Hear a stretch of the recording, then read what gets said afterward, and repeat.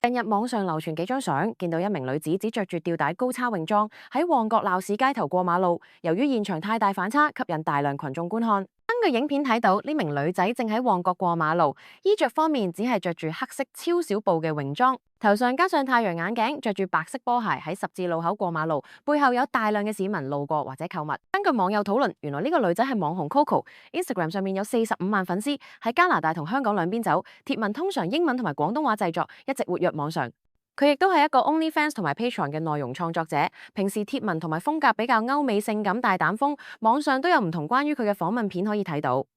根據佢另一個貼文，原來佢準備會推出佢嘅個人寫真集，相信旺角街頭嘅場景就係佢其中一幕寫真照，仲係描述中表達佢好喜歡旺角，而且見到佢嘅寫真封面都係香港嘅的士，喜歡佢嘅朋友都可以繼續留意，唔知大家會唔會買呢？今日嘅報道去到呢度，中意嘅就記得訂閱我哋頻道。